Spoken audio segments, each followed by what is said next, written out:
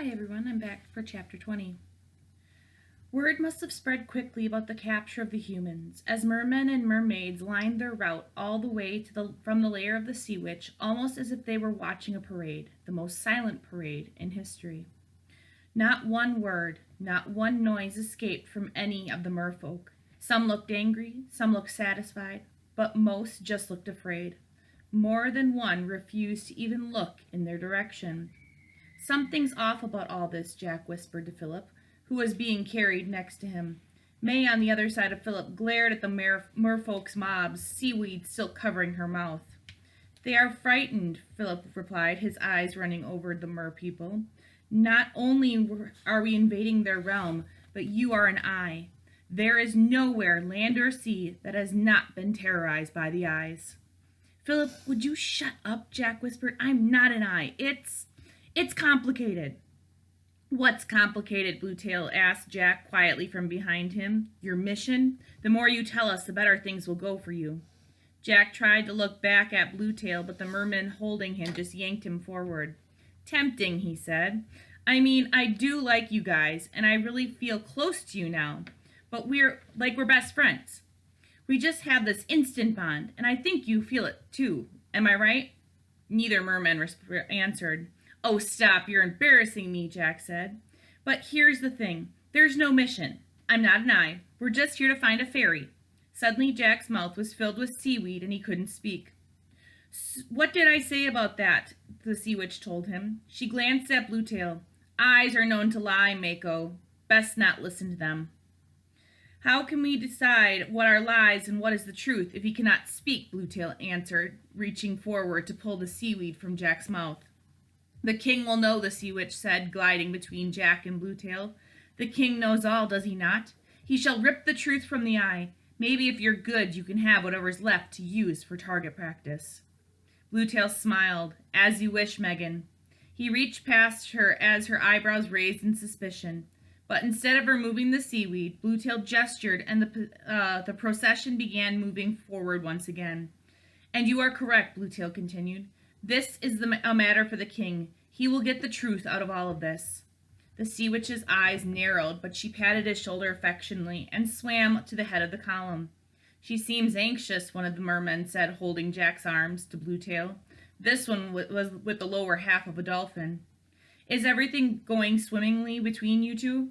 Of course, Bluetail said, and then threw a glance at Jack. At least it was before this uncomfortable reminder of her past.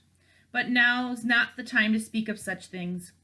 Bluetail kicked his bright, feathery tail and swept ahead of Jack, patting him on his head as he passed, much like a human petting a dog. It was hardly a comforting gesture. As they continued, Jack noticed a path of something red begin beneath his feet, something that almost resembled tree bark, or the throne back at the sea witch's lair. Whatever it was didn't look comfortable, as for once Jack was glad to not have to walk. The path grew and filled as they walked, even as more and more merfolk began lining it.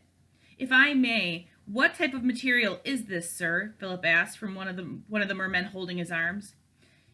Even when facing an army of vicious, predatory mermen, the prince's manners stayed perfect. Coral, replied the merman, a shimmery yellow-tail monster wearing a spiked blowfish helmet made of gold. It has a certain remarkability to it. I have never seen anything quite like it, Philip replied. The merman grunted and replied, but Jack noticed he smiled a bit proudly, if just a bit. Maybe having manners didn't hurt with people, or even fish people. Other roads of coral now blended into the one they used, and the combined road became much more ornate, with elaborate archways and starfish shining in what seemed to be some kind of writing, maybe directions or street signs. Jack noticed that the writing on the signs pointed back the way they'd come, from the picture of an open mouth absolutely filled with teeth. Apparently these were warnings about going into the lair of the sea witch. Just then Philip gasped in surprise, and Jack looked up to see a glowing golden spire appear on the horizon. As they continued on, more of what looked to be twisting and spiraling castle appeared, almost as if it had grown straight out of the ground. The palace of the king of the world, Philip's golden mermaid told them proudly. As alive as any of us, the coral shaped themselves.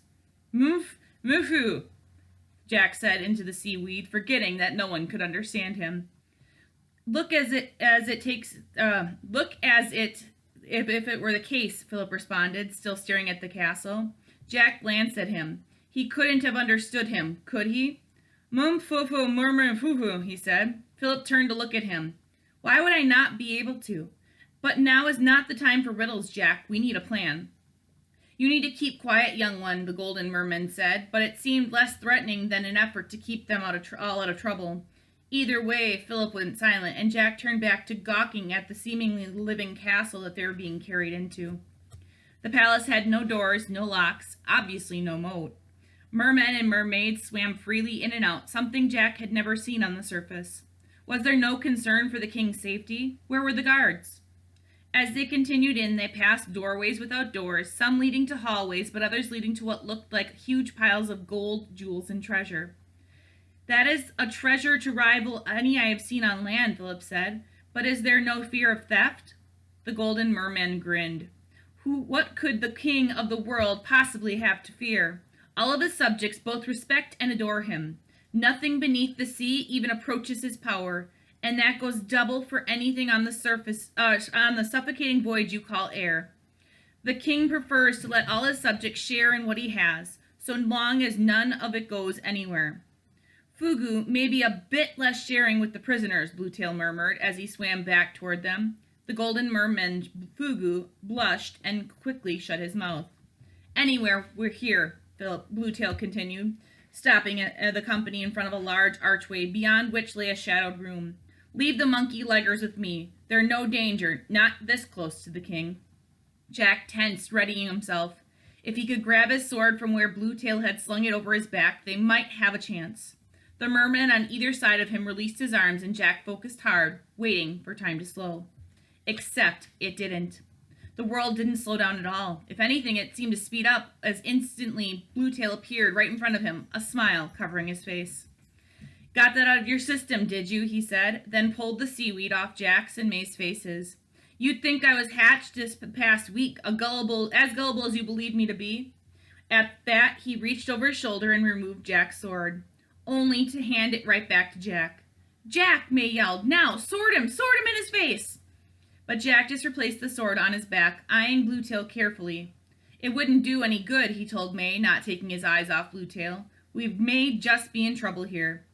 You may just at that, said Bluetail, still smiling as he gestured for Jack, Philip, and May to go into the shadowed room where the king of the world awaited them. I'll see you guys next time for chapter 21. Bye.